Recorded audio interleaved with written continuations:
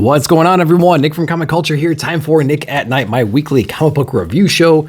Let's go over the books I read this week. But right before we get into that, go down below in the description right now. Check out the Comic Book Community Awards 2023 ballot. It'll be linked down below. It's a Google form. Make sure to check that out and vote for your favorite creators in all the categories. And I will also shamelessly plug Pop Culture Philosophers for the collaboration category because his monthly comic book review show is on there and I am part of the panel. We want them to print as many of those awards as possible. So a vote for Robbie in that category is a vote for myself as well, so I would really appreciate that. So with that out of the way, let's get into the books I read this week. I'm going to go ahead and put my grading scale up. You know how this works. When I introduce a book, I'm going to put the cover of the book on the grading scale so you can see how they all stack up against each other. So let's go ahead and get into Marvel real quick. We have Spider-Boy issue number 1 from Dan Slott. Got the negative space variant right there. The book wasn't awful, I don't think. I mean, it wasn't great, but it wasn't awful. This was actually my first comic that I've read with Spider-Boy in it. I think he's been in some other books, right? Leading up into this issue. This one goes over his origin story and an origin of one of the villains as well. He's kind of an experiment gone bad by some evil scientist. And he's got some very unique powers because his DNA was crossed with a spider's DNA. He doesn't have the exact same abilities as Spider-Man, but he's got some spider-ish abilities, and we get to see them on full display inside this issue. Now, the art is okay in here. I'm trying not to be too spoilery with this one. The art's not bad, but to be honest with you, I'm kind of spoiled with Miles Morales art right now, and I'm not reading the main ASM run or Spider-Man or anything like that right now. So the art is okay. It's passable on here. The overall story is like meant for a young kid, I would say, like a YA audience. It's not really meant for someone like me. It's okay. Does this character have legs? They're pushing really hard. Dan Slott's pushing really hard for this character to have legs. I don't know. I'm not exactly buying it right now.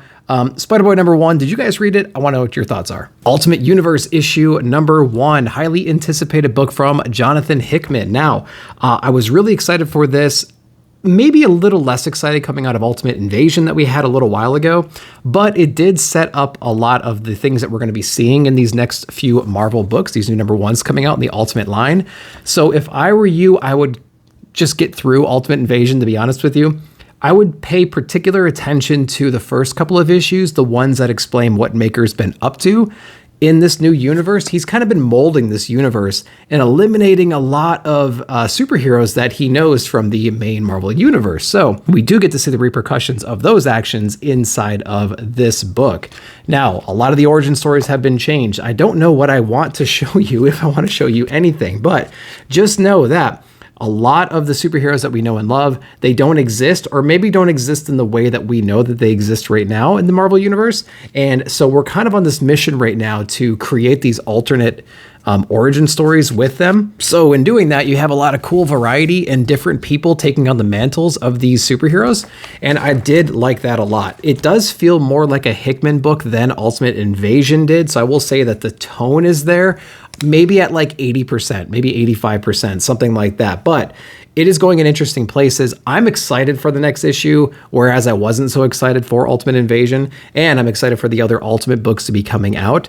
The ending is a little bit ambiguous to me. There's a couple things happening at the same time, and I'm trying to figure out if there was some kind of a smoke and mirror kind of a thing or something like that. There was some kind of disaster that happens at the end of this book, and I don't know if it's real or not, or if the effect of it was successful. So Ultimate Universe number 1, I dug this book. I'm looking forward to the next ones. What'd you guys think if you read it? All right, we're gonna jump into some DC with Detective Comics 1076 from Ram V. Now you might be saying, we just got a Detective Comics the other week, and you will be right. This one here is actually a combination of a few different stories. We do pick up with Batman. He has been detained. He's actually suffering through this like psychological terror right now, which would normally rip somebody apart, but Batman with his mental prowess is able to kind of fight through and fight against this toxin he's been exposed to. So he's actually chained up right now, having to deal with all this mental trauma or whatever, these hallucinations, this dream state that he's going through. But there's some level of his consciousness that's peeking through all of that and actually conversing with his captors. And I'll let you kind of read more into that. There are a few other stories going on here. We do have Catwoman in here. trying to do whatever she can do, build up her little army right now, which is weird because it's so disjointed from what's happening in like the Gotham City Wars and with Batman proper and Catwoman proper. All that stuff. There's so many things going on. This is a whole different like universe. It's Detective Comics, so it's hard to read both of those books and kind of keep track of what exactly is going on. But just know that Selina is not taking this lightly, and she's actually putting together some pretty interesting folks to kind of join her team to either save Gotham or protect Batman or something like that. There is another deep cut character in here as well that has now come back to Gotham. I am super excited for this. It's a character that Dan Waters brought back a little while ago, and I absolutely love that run. I'll let you figure that one out for yourself. And Poison Ivy is getting involved in this as well. So she's not just been going across the country introducing some killer spores all over the place. She's still chilling underneath Gotham and doing that whole thing. We get the new version of Question in here as well, so I'm digging that. And we get to see a little bit of Vengeance, and we get to see some other really cool Batman deep cut stuff. This was a great issue. If you've been a little bit maybe confused or down maybe a little bit on Detective Comics, there's so many little things going on in here and a lot of deep cuts, and they're introducing more characters into this whole story. This one is an awesome read. Check it out. All right, the exact opposite of an awesome read. We have Batman Catwoman the Gotham War Scorched Earth issue #1. Scorched Earth for sure, because I don't know what exactly is going on inside this book. This book was ridiculous. So we have a lot of interesting things happening in the Bat family right now. We have Selina Kyle essentially reforming a lot of villains and teaching them how to do theft-like crimes, kind of like how she kind of got her start, but to high value targets, eliminating the petty crimes down below that often turn violent, the kind of crimes that would create a Batman, for instance. So a lot of these villains are doing that whole thing, but we have this other wrench thrown into it with Vandal Savage coming onto the scene, and he's got a specific thing that he's looking for to help retain his immortality. And there's these different fragments like Dragon Balls scattered all around. He's trying to harness the power of those objects, those meteorites, to enhance his immortality powers, and he's got a whole crew that he's been stealing from Selina to help him achieve this. It's an awful mess right now. On top of that, the Bat family is still fighting each other because half of them are on Selina's side and half, I guess more than half, is on Selina's side. And so there's all that drama going on as well. But the biggest problem I have with this book is the fact that it wraps up all those complicated storylines and it introduces more drama and more, I don't know, tragedy into the story in general. And it relieves it. It actually pays it off, and it like reverts all that in the same issue. So you might have like a Scorched Earth issue #1, but it feels like a one shot.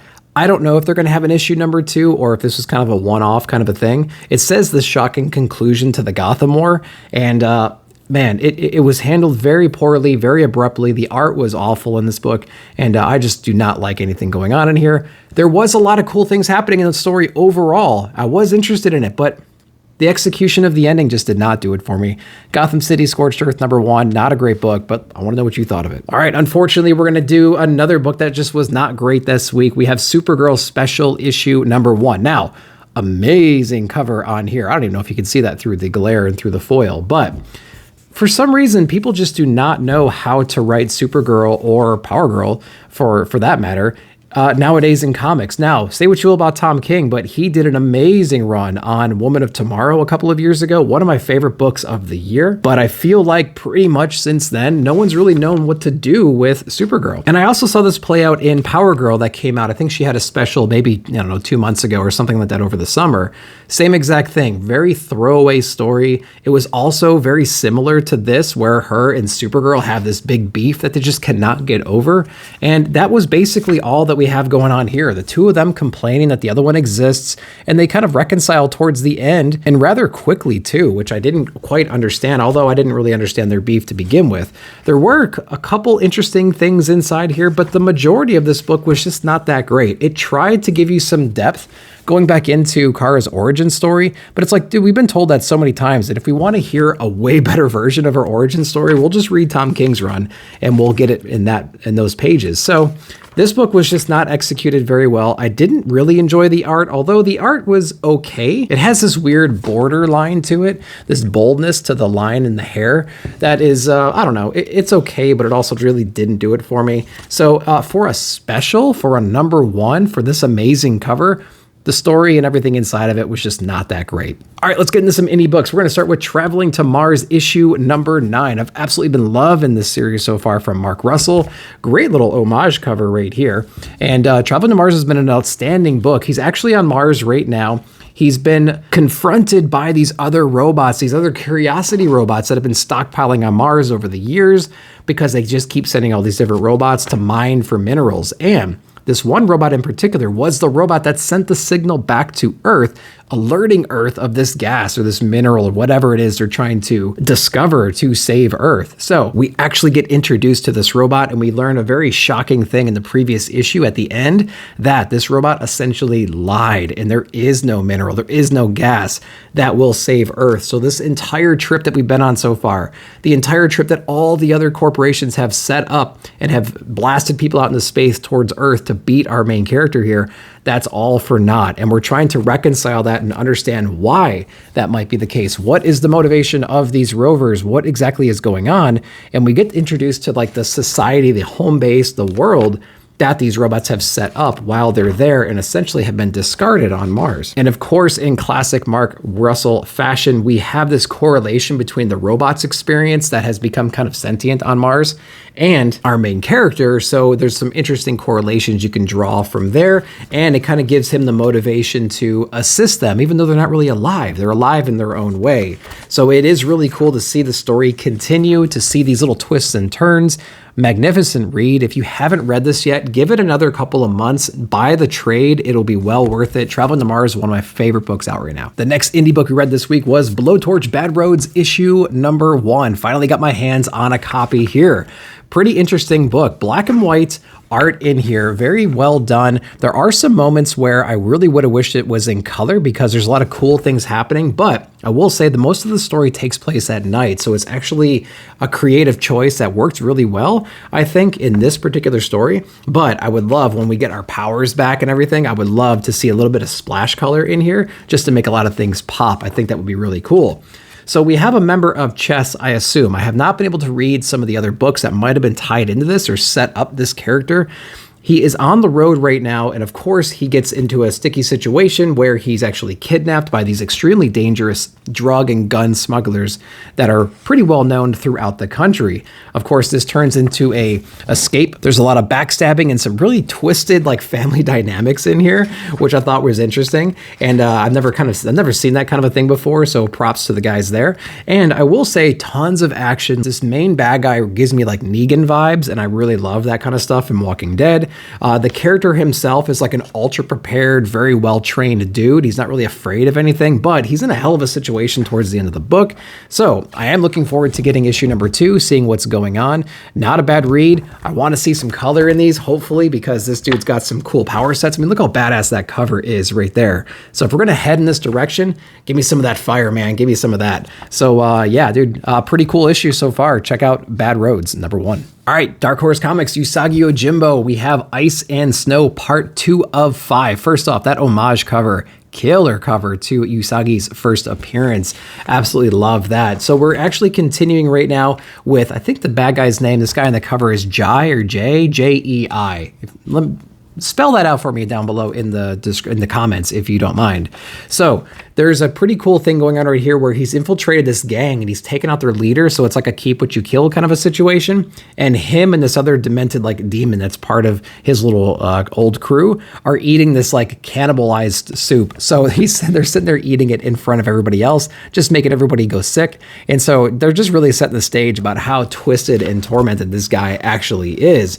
Of course, there's some power struggles there, but he quickly makes easy work of the people that challenge him. And then we turn back over to Usagi, who's in a scene right now where he's actually having to defend one of his friends from this other demon that is across town. I think they're not really related between, these two demons are not related, and we're going to see that towards the end of this book. But Usagi does what he's able to do there and escape that threat, and they're able to just, survive that particular night. But there's some other guys joining the previous villain's gang, and they come back with tales of this bunny that beat them all up on the trail, which got on the radar of our main villain right here. So now he's on the hunt for Usagi and his friends. So cool book, interesting, very charming. I mean, it's everything that Usagi is known for, right? So if you're into that kind of stuff, you can check this one out. From Vault Comics, we have Unnatural Order issue number 1. This book was actually really cool. If you're into like druids and magic and like medieval time frames and killer art, I think you should check this book out. This one was not on my radar until my shop got it in and I started flipping through it. First off, the art hit me immediately. I'm like, this is some really cool stuff. There's some magic. There's like barbarians and elves and like archers and stuff like that. So if you're into like the RPG realm, this is a really cool thing. And there's some really interesting usage of magic from the druid perspective. So I would definitely check that one out. They're kind of on this quest right now to eliminate this evil, because this evil druid has essentially wiped out all these different tribes all over the place. And like the best of the best from all those tribes survived, teamed up, and now they're going after this druid. But the very end of this book, the last page on here, they've infiltrated this druid's base and they find a prisoner, and that prisoner is not what I expected. So definitely check out Unnatural Order issue number 1 from Vault. It was probably my surprise pick of the week. Very cool thing. Check it out. All right, Kudransky on Blood Commandment issue number 1. Holy cow. So guys, if you've been reading anything that he's been putting out as of late, you know what to expect from an art perspective. Just insane, crazy, good perspectives, paneling, line work, color. Some stuff looks real. It's amazing what he can do with like black and white and just little shades of color here and there. It's absolutely spectacular what he can do in these kinds of books. What really stands out is the dynamic between this father and son. This father has a lot of secrets about his past, about his personal life, things that he can turn into, this evilness inside of him. And the son is just trying to grow up without their mother, trying to understand why they have to live the way they live, kind of secluded in the woods, far away, having to learn these survival skills. Dad's up to no good, and we get to see exactly what he's getting himself into here, but there's also some other evil in the area as well, and I'm sure we're going to have to see a clash of this evil at some point in this series, and I'm really looking forward to that. There is a cliffhanger at the end of this issue that wraps around to the very last page right here, which has me like so excited to get issue number 2. Man, very, very well done. Blood Commandment issue number 1. Great story. If you haven't been reading work from Kudransky, you have not been paying attention. So do yourself a favor and pick it up. Next, we have The Sacrificers issue number 4 from Rick Remender. First off, really cool cover. I love that cover. This cover means a whole lot more after you read issue number 3 and you understand what exactly is going on.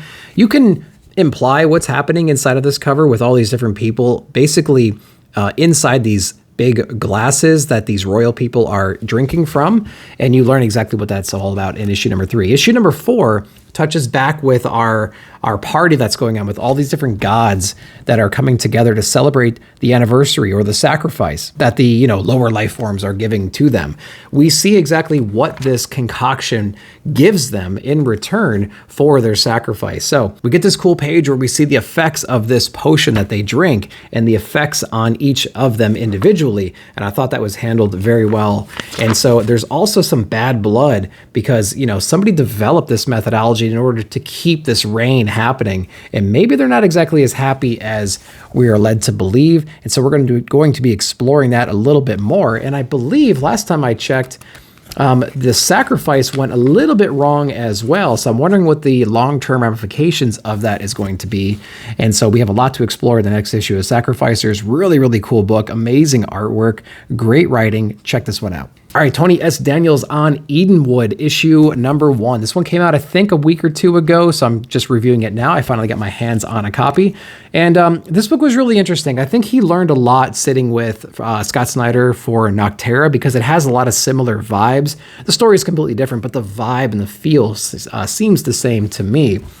We have these kids right now who are in the US, and they're kind of living in a world right now that is taken over by this great evil that is spreading. And it's basically this forest that's full of these monsters, and these monsters can essentially, rip right into you and just turn you into like this just real gnarly evil thing that just kind of wipes everything out immediately. So again, like you get this vibe of Noctera pretty quickly in here. And we follow a couple different people. It's kind of bouncing around right now. We have some protagonists and we have some anti-heroes, and we see a little bit of like switching of narrative between those different characters. So we're not really focusing necessarily on one person just yet. We get the perspectives of a few different people, which is cool. And there's also this power set that these demon hunters have that we're going to explore a little bit more, because there's a shocking thing that happens at the end of the first issue. So if you're into really gnarly art, if you like a lot of blood, violence, gore, demons, really wicked, evil spirits and things like that, just tearing into people, and if you're into all that kind of stuff, I think you might be digging Edenwood. So check this one out if you're into that kind of stuff. All right, the last book we read this week was The Forged, issue number 5. Again, a book that came out, I don't know, maybe a week or two ago, but from Rucka. This is a really great series. Now, I will say, if you haven't been reading it so far, just get the trade or whatever format they decide to put this in. This would make like an excellent, I wish they did like a hardcover in this size, a collected hardcover, because I think that would be really cool. Now, we left off with Victory, who is the leader of this unit of the Forge, was being summoned by like the highest royalty, I presume, of them all. So you can kind of see what's going on in here. But this person actually turns out to be kind of a clown, kind of very spoiled. They're living in this futuristic landscape where like this person probably doesn't have any responsibilities. It's just kind of like a King Joffrey kind of a thing, to be honest with you. Completely abusing, like physically and mentally, all their guards and whoever else is around them. It basically tells Victory here, who's extremely capable, again, the leader of our Forged, she wants her to battle all of her like royal guard all at the same time, because she wants to know how capable Victory actually is. And of course, we get some pretty cool battle scenes in there, and there's no big surprises. This chick is amazing. So really cool stuff happening in there. Not a big surprise. There's another little story in here going on about a relationship between one of the other Forged members and this one ex-military person who runs the gun range in this city. So that was kind of cool to see that kind of blossom, because it felt pretty natural and really cool, to be honest with you. So that was interesting. But, they're living in a time now, they're living in a city right now where all hell's about to break loose. And so they're kind of touching base with everybody right now, just seeing where they're at, seeing how they're enjoying essentially their shore leave. But at the end of this issue, there are some surprise attacks, and so not everyone's happy that the Forged is here on leave. So we're going to see a little bit more about what that actually means in the future issues. Again, it's a great series so far. Kind of a slow burn from time to time, but I think overall in its total package, it's going to be really cool to read it all at once. So if you can get a collected format later after it all comes out, highly recommend it. But guys, that's everything this week. I hope you enjoyed that. Let me know down below in the comments what you read and what your favorite books of the week were. While you're down there, hit that like button, hit the subscribe button, and check out my membership button. I would really appreciate it. But as always, thank you so much for watching. I'll see you all in the comments.